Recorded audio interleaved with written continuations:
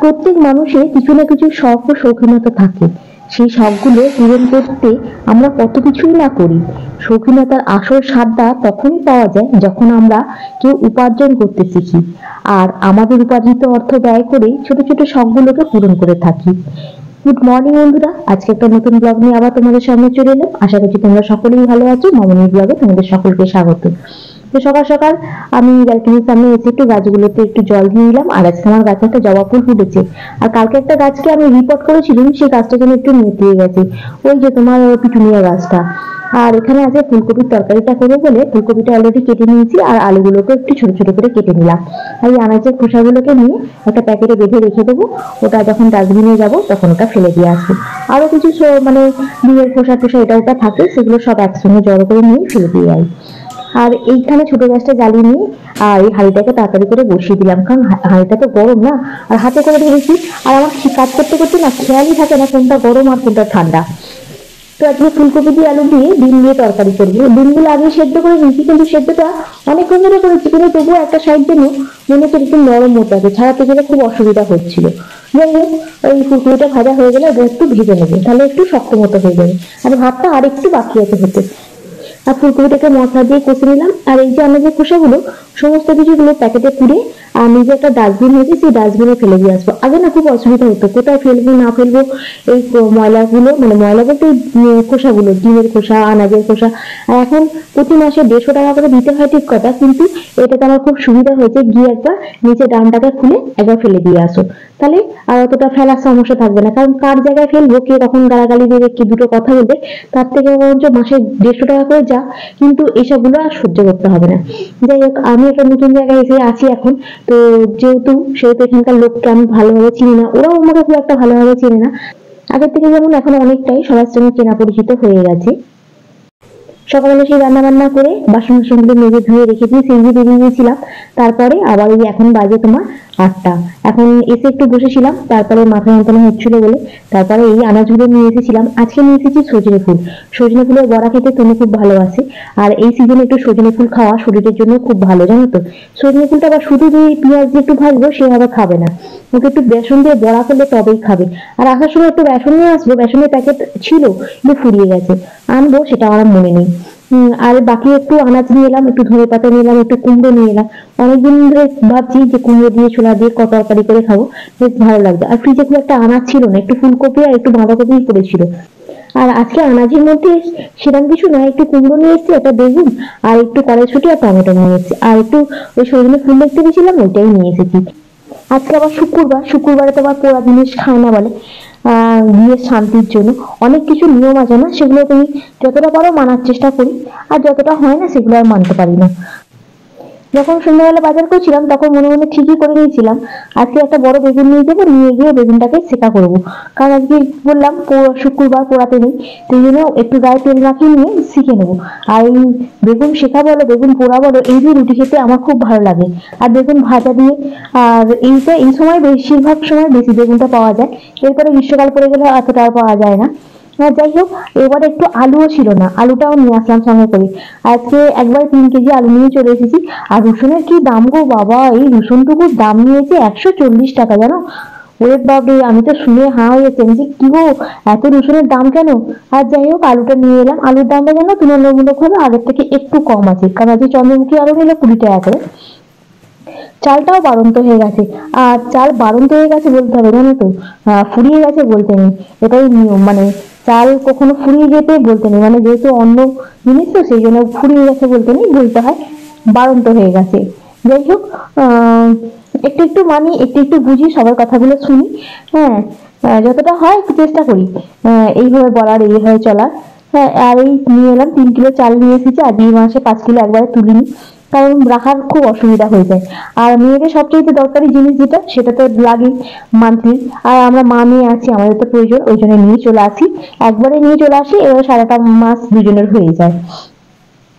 আর আটা মাখা ছিল ফ্রিজের মধ্যে, আটা মাখাটা বার করে নিলাম। এবারে একটু লেচি কেটে নেবো।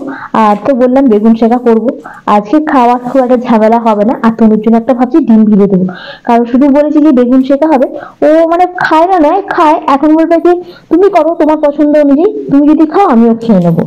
আর এই বলবে, তার থেকে দরকার কি আছে, ওর জন্য একটা ডিম ভেজে দিলেই হয়ে যায়। চাকি বেললাম, রেডি করে নিলাম। আটা তো মাখাই ছিল ফ্রিজের ভেতরে, কালকে আমি একটু এক্সট্রা করে আটা মেখে রেখে দিয়েছিলাম। আর একটু মাখা থাকলে না, আর এই অফিস থেকে এসে আটা মাখো, আবার রুটি করো, আবার কিছু সবজি কেটে মানে রান্না করো, ভালো লাগে না। কি বলতো, এক এক সময় এসে এইরকম ভাবলেই যেন মাথা যন্ত্রণা ধরে যায়। আর একটু এসে বেশ রেস্ট নিলে, আর রাত্রিবেলা রান্নাটা না করলেই নয়। যদি মনে হয় এক এক সময় যদি কেউ করে দিত, বেশ আমি চুপ করে এসে বসে থাকতাম। আর রাতের বেলায় রান্না বান্না করে আমার মুখের সামনে কেউ দিত, সে আমার আজকেও হবে না, ভবিষ্যতেও হবে না। কারণ তনু এরপরে বিয়ে হয়ে গেলে শ্বশুরবাড়ি চলে যাবে, তখন আমি আবার একা, তখন আমাকেও সেই করেই খেতে হবে। যাই হোক, ওইসব চিন্তা না করে এখন আটাটা মেখে বেলে আর রুটি করি। কারণ তুমি যদি এবার শুনতে পাই, তুমি এবার বলবে যে ও বাবা, তুমি আবার এইসব কথাগুলো ভাবছো। এমনিতেই বলে যে আমি বিয়ে থা করবো না। আর এই বেগুন শেখাটা এখানে বসিয়ে দিলাম। আর বেগুন শেখাটা হয়ে গেলে, আর এই ধনে পাতা, পেঁয়াজ, কাঁচা লঙ্কা দিয়ে ভালো করে একটু নুন দিয়ে তেল দিয়ে বেশ সুন্দর করে যদি মাখা হয়, এই দিয়ে রুটি উঠে যাবে, আর কিছু দরকার লাগবে না। আর আজকে দুধ নিয়ে এসেছি, দুধটা 2 প্যাকেট জমে গেছে। আজকে ওকে বললাম কি দুধটা লাস্টে খাবো না ছানা খাবো, বলছে ছানা করো। আমি ঠিক আছে তাহলে ছানাই করি, রুটি দিয়ে ছানাটাও ভালো লাগবে। আর ওখানে বেগুন শেখাটাকে বসিয়ে দিয়ে এই ঘরে চলে এলাম। আর সকালবেলা নয়, কালকে এগুলো সব কেচেছিলাম, কেচে সব শুকনো করতে দিয়েছিলাম। কালকে আকাশটা একটু মেঘলা মেঘলা ছিল বলে ভালো শুকনো হয় না, আজকে আবার একটু মেলে দিয়ে গেছিলাম। আর তুমি তুলে রেখে দিয়েছিল শুকনো হয়ে গেছে বলে। আর এগুলো একটু গুছিয়ে ভাজ টাজ করে আর লাটাকে ভালো করে সুন্দর করে সাজিয়ে গুছিয়ে নিলাম। আর এই চুড়িদারটা তুমি যে কলেজে পড়ে গেছিল, খাটের পায়ে রেখে দিয়েছিল, ওটাকে একটু সুন্দর করে গুছিয়ে ভাজ টাজ করে রেখে দিলাম। আর এবারে রান্নায় আমার রেডি হয়ে গেছে আজকে বেগুন শেকা, আর তোমার রুটি আর ছানা, আর তোমার জন্য একটা গরম গরম এমনি ডিমটাকে ভেজে আর নিয়ে নিচ্ছি। নিয়ে এরপর ঘরে চলে যাবো, গিয়ে খাওয়া দাওয়াটা করে নিলেই আজকে রাতের বেলার মতো কাজটা শেষ হবে।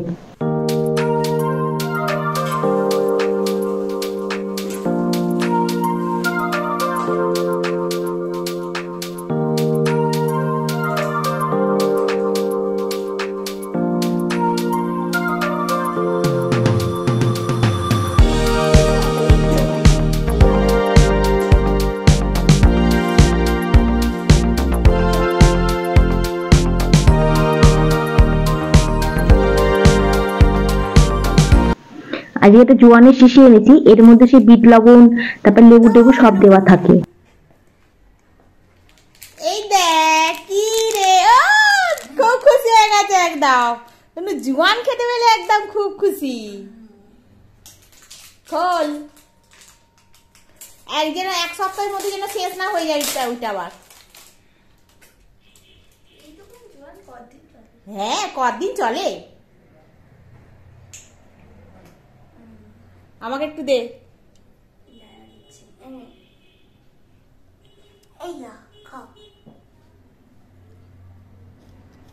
কি খা,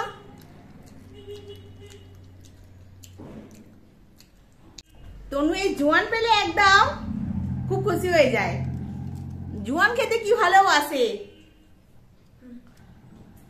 এই খাওয়া দাওয়াটা কমপ্লিট করলাম, বেসিনের ছিল, বাসনগুলো ছিল, ওগুলো সব মাজলাম, মেজে রান্নাঘরের কাজটা মোটামুটি ভাবে কমপ্লিট করে আর এই ঘরে চলে এলাম। একটা মশামারা ধূপ জ্বালিয়ে দেবো, দিয়ে এবার একটু বসবো। এসে এইখানে মাথায় এত যন্ত্রণা করছিল কি বলবো। একটা ওষুধ খেলাম, তনু একটু কফি করে দিল, সেটা খেলাম, খেয়ে দিয়ে আর 1/2 ঘন্টার মতো শুয়েছিলাম। 8টার পরে উঠলাম, উঠে তারপরে আমি রান্নাঘরে গেলাম, বাজার ফাজারগুলো এনেছিলাম, ওগুলো সব গুছিয়ে ফুছিয়ে রাখলাম। এবার খেয়ে দেওয়া হয়ে গেছে সব, খেয়ে দেওয়া বলছি, খাওয়া দাওয়া হয়ে গেছে সব। একটা সময় কথাগুলো এত জড়িয়ে যায় বিচ্ছিরি ভাবে, মানে বলার মতো নয়। যাই হোক, আজকের ব্লগটা আমি এখানেই শেষ করছি, নেক্সট ব্লগে আবার দেখা হবে। মাথাটা না আমার এইখানটা এখনো পর্যন্ত টিপ টিপ টিপ টিপ টিপ টিপ করছে, আর এই জায়গাটাতে হচ্ছে, কিন্তু করার নেই কিছু, একটু তাড়াতাড়ি গিয়ে ঘুমিয়ে পড়ি। কালকে আবার বেরোতে হবে, কালকে শনিবার, কালকে দিনটা বেরোলে রবিবার দিনটা ছুটি। কালকে দিনটা এলাম আছে, কি আনন্দ হয় কি বলে বোঝানো যাবে না। যারা বাইরে বেরোয় তাদের সকলেরই আনন্দ হয়, কেন বলতো, শনিবার দিনটা কাজ করার পর রবিবার দিনটা ছুটি, এই হিসাবে সবাই আনন্দ হয়, শুধু আমার বলে না, যারাই বাইরে বেরোয় তাদেরই আনন্দ হয়।